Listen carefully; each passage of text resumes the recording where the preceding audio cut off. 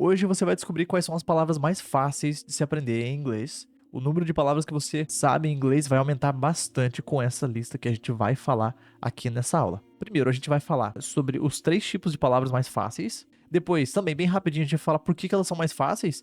E aí, saber disso vai ajudar você a fazer os exercícios corretos depois. Depois, alguns pontos de atenção. Sem saber disso, você pode, talvez, criar alguns maus hábitos, muito difíceis de mudar depois. E aí, enfim, a gente vai falar de uma lista, a gente vai só dar uma olhadinha de quais são as principais que você vai precisar, tá? Depois você vai pegar o conhecimento que você aprender nessa aula e vai procurar por conta própria, você vai aprender a aprender, basicamente. E se o vídeo não estiver muito longo, eu vou passar aqui alguns exercícios, combinado? Vamos lá então. Quais são os 3 tipos de palavras mais fáceis de aprender em inglês? Primeiro, palavras que você já usa no Brasil. Tem palavras em inglês que você usa no seu dia a dia no Brasil. E a gente vai priorizar esse tipo de palavras. Depois você vai entender por que a gente precisa fazer isso. Depois, cognatos. O que são cognatos? São palavras que se parecem bastante com o português. Tá? A gente vai ver aqui quais são também. E, em terceiro lugar, as palavras mais frequentes. Na aula sobre vocabulário, a gente falou bastante sobre isso, né? Que você precisa priorizar o que você mais usa, né? Porque você vai otimizar bastante o seu processo, né? Se você aprender o que é mais útil, primeiro você ganha tempo, certo? Pessoal, eu tava editando o vídeo aqui e eu percebi que eu esqueci de mencionar um tipo de palavra que é mais fácil de aprender também. Então seriam 4 tipos, que são palavras importantes para você. Na aula sobre vocabulário, aqui você já aprendeu que as palavras que são parte do seu dia a dia, né, parte da sua rotina, você aprende com mais facilidade. Então, inclui esse tipo aí de palavras para você colocar na sua lista de prioridades, tá bom? No restante do vídeo você não vai ver esse menu escrito, então já anota ele aí, que aí eu tô só inserindo esse pedacinho aqui na aula, tá bom? E por que essas palavras são mais fáceis? Vamos entender aqui algumas razões. Primeiro, as palavras que você já usa no Brasil, você vai mudar basicamente a pronúncia. Você vai usar essas palavras que você já usa no Brasil, certo? A hora que você estiver falando inglês. Porém, você não vai falar do mesmo jeito, tá? Você vai mudar a pronúncia. Vamos usar o exemplo do feedback, né? A gente fala feedback todo dia no Brasil. Feedback. Só que em inglês você vai falar feedback, que é uma pronúncia um pouquinho diferente. Então você vai mudar, tá? Então é muito importante esse exercício. As palavras que você já usa no Brasil, que são em inglês, não são palavras já ganhas, tá? Você tem que ainda melhorar a pronúncia delas para usar elas no inglês. Depois, cognatos. Por que elas são mais fáceis? Porque requerem menos esforço. Pensa só, uma palavra como important é uma palavra muito mais fácil de se lembrar do que a palavra wall, né? Por quê? Important parece com uma palavra do português. Então você tem mais conexões, sabe? Só porque parece. Então esses 2 pontos aqui meio que fizeram um overlap, né? Elas são muito parecidas e por serem muito parecidas, elas requerem menos esforço. Algumas palavras parecem apenas ter mudado o sotaque, né? Tem palavras que a gente vai falar basicamente a mesma coisa, só mudando um pouquinho o jeito de falar e pronto, tá em outro idioma. Eu lembro quando eu comecei a aprender espanhol, eu tive um pouquinho de frustração nessa parte. Eu sei que tem muitos falsos cognatos em espanhol, mas tem muitas palavras, como por exemplo, importante, né? Se você pergunta pra alguém, como é que fala importante em espanhol? Aí a pessoa fala, importante se fala importante. Aí como é que se fala natural? Natural. Então, tipo, eu tô falando a mesma palavra, só mudando o sotaque. Isso vai acontecer algumas vezes em inglês também, tá? E por que as palavras mais frequentes são mais fáceis de aprender? Porque elas são palavras teimosas, tá? Elas podem não parecer com o inglês, igual os cognatos, né? Podem não ser palavras que você já usa no Brasil quando fala português, mas são palavras que você vai ver em todo lugar, tá? A pessoa pode estar falando de qualquer assunto que você vai se deparar com essas palavras. Então, você priorizando elas ou não, elas vão estar na sua cara o tempo todo, tá? Por isso que o contato com o inglês vai te ajudar bastante. Beleza, vamos lá. Alguns pontos de atenção antes de irmos propriamente aqui para a lista dessas palavras mais fáceis. Primeiramente, familiarize com essas palavras. Essa é a prioridade. A prioridade não é memorizar, sabe? Ter tudo decorado na cabeça. Não é a prioridade você anotar, sabe? Copiar texto, coisa assim. Quiz, sabe? Não é essa a prioridade. A prioridade é você saber. Pelo menos saber que essas palavras existem. E isso pode te salvar. Eu vou dar um exemplo de uma coisa que um aluno contou uma vez. Ele estava numa viagem nos Estados Unidos e ele teve um problema no carro. lá. Tava lá, ele precisava de um funil. Em algum momento ele precisava de um funil ali. E aí ele foi chamar alguém em algum lugar ali perto, no posto de gasolina, numa lojinha de conveniência, se alguém tinha um funil. E aí ele falava já em inglês, né? Na época não tinha celular nem nada pra ver a tradução, né? Coisa rápida assim. Aí ele foi falar em inglês, só que ele não sabia como é que falava funil. O que ele fez? Ele falou funil. Ele mudou um pouquinho o sotaque. Ele falou funnel. E não é que a palavra existe em inglês? E é exatamente assim que se fala, funnel. Se escreve um pouquinho diferente, a pronúncia um pouquinho diferente disso, mas salvou ele, né, naquele momento. Então, muitas vezes, saber que uma palavra dessa existe vai te ajudar demais. Por exemplo, a palavra difficult, né? Olha, difficult é uma palavra bem fácil de lembrar, né? É mais fácil lembrar difficult do que lembrar de hard. Outro ponto de atenção, não subestime a pronúncia, tá? A escrita pode ser a mesma, mas a pronúncia não, ok? E leitura em inglês é uma coisa bem tricky, é bem pegadinha, tá? A minha sugestão é não só aprender a ler inglês, aprender as regras de como se lê e tudo mais, mas você familiarizar, como eu falei no ponto anterior aqui. Às vezes você vai saber como se lê uma palavra só porque você já viu. Não porque você sabe a regra, sabe? Não porque você sabe o porquê que tem aquela pronúncia, certo? Então, não subestime a pronúncia. Muita gente pensa assim, se eu tiver um textinho pra falar numa reunião, eu falo e já basta. Não, às vezes você tem um texto e você não sabe como ler aquela palavra naquele texto. Sinônimos. Tem algumas palavras, eu vou já mencionar o terceiro ponto aqui. Tem algumas palavras derivadas do latim que são mais formais em inglês, né? Eu dei o exemplo agora há pouco de difficult, né? E hard. A palavra hard é uma palavra que significa, né, difícil, hard, e é uma palavra comum do dia a dia, sabe? Tipo, todo mundo fala hard.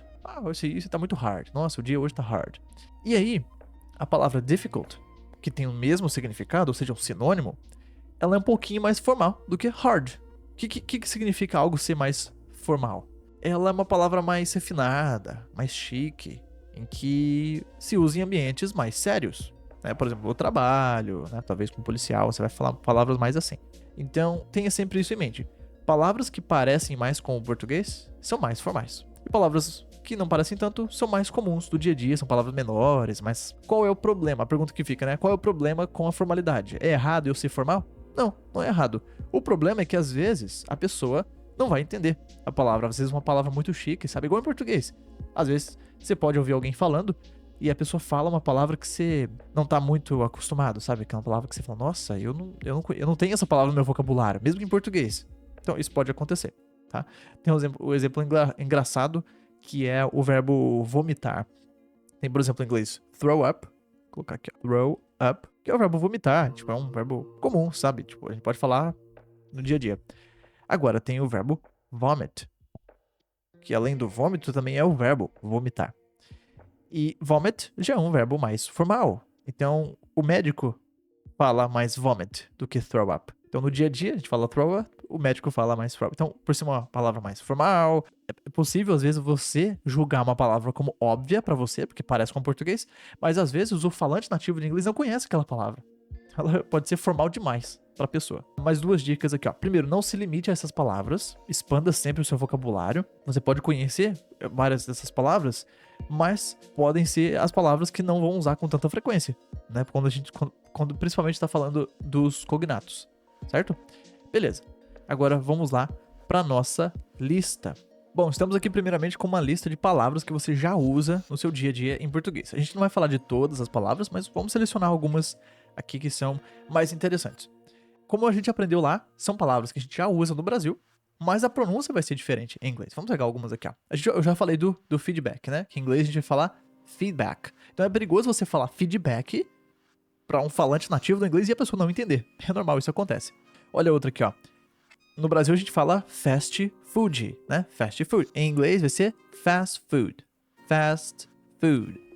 Vou pegar algum outro exemplo aqui, ó. Hot dog. Hot dog. No Brasil a gente fala hot dog, em inglês, hot dog. Vou pegar mais exemplos aqui. Temos aqui outdoor. Olha só, em português a gente fala, né, outdoor. Em inglês, outdoor. Essa outra aqui, ó. Em português a gente fala até esqueci como é que a gente fala. A gente fala self-service, né?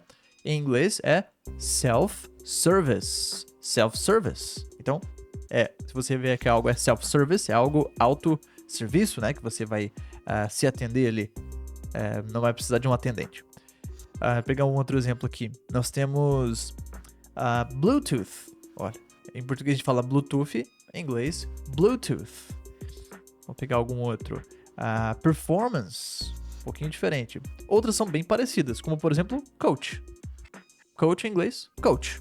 Sem grandes variações, né? Wi-Fi, Wi-Fi. Também, sem grandes variações. Se você quiser tirar um print aqui dessa tela, fica à vontade. Agora vamos para a lista dos cognatos. Olha só quantos cognatos que a gente tem. A gente tem aqui um primeiro grupo de palavras que têm exatamente a mesma escrita. E aí muda um pouquinho. Eu vou ler algumas aqui pra você. Olha, nós temos, por exemplo, chocolate. Diferente, né? Chocolate. Banana. Cinema. Radio. Crime. Familiar. Tá vendo como que muda a pronúncia? Então, não deixe de se enganar pela escrita, tá? Você vai ver a escrita ali. Você pode falar, por exemplo, chocolate pra alguém em inglês e a pessoa não vai entender, tá? Vamos pro outro grupo de palavras. Nós temos aqui algumas terminadas em al. Que em português a gente fala ao, em inglês vai ser all. E aí essa sílaba não é tão forte. Por exemplo, ó, animal, natural, real, social, vital, viral, original, total, cultural. Ok? São palavras que mudam um pouquinho a pronúncia, apesar da escrita ser idêntica, né? Com o que a gente escreve em português. Outra lista, palavras terminadas em li. Olha que interessante, ó. Really é realmente. Basically, basicamente. Interessante, né? Isso. Historically, historicamente. E aí, uma coisa que acontece com bastante frequência é que você vai acabar chutando algumas palavras que você não conhece, né? Imagina só, você não sabe como que se fala tradicionalmente. Mas você conhece a palavra tradição, que é tradition. E aí você vai acabar chutando, tipo, traditionally, tradicionalmente. E aí você vai acertar. Igual o exemplo do funil que eu falei pra você vai acabar chutando, você vai acabar criando a habilidade, porque você vai estar tão familiarizado com essas palavras que você vai acabar criando palavras também, e são palavras existentes, igual em português, né? Em português eu posso falar, por exemplo, financeiramente e politicamente. Às vezes essa palavra foi elaborada na minha cabeça e não deixa de ser uma palavra existente. Outras palavras, essa aqui é uma curiosidade interessante, esse T. Em alguns sotaques, pessoas falam ri, outras falam T. Então, por exemplo, tem city e city. As duas pronunciam a mesma palavra, que é cidade. City, university, honesty, simplicity, velocity, community. E lembra que eu te falei? Não dá para adivinhar tanto a pronúncia em inglês. Então, vou te falar alguns exercícios para você não ficar preso nisso. Depois, palavras terminadas em ent. Olha como que fica. Different, president, recent, component, innocent, resident. Interessante, né? Então você vê que parece que tá mudando só o sotaque, mas tá falando a mesma palavra. São palavras bem parecidas. Depois, algumas palavras terminadas em ent, a pronúncia é a mesma, do E pro A aqui, tá? Na verdade, pode mudar um pouquinho, sabe? Mas a leitura labial, assim, pra gente, pra nós brasileiros, é tão sutil que alguns professores de inglês até falam que é a mesma coisa. Eu me arrisco às vezes a falar que é a mesma coisa. Mas muda bem pouco, tá? Então, ó, significant, relevant, participant, tolerant, constant, brilliant. Então, conhecer essas palavras pode te salvar, muitas vezes. Palavras terminadas em if. E aí a gente tem uma versão masculino e feminino em português. Em inglês não, é a mesma palavra. Então, ó, positive, executive, creative, competitive, active, responsive, progressive, proactive. Palavras terminadas em us. São palavras que, em português, são terminadas em oso ou osa.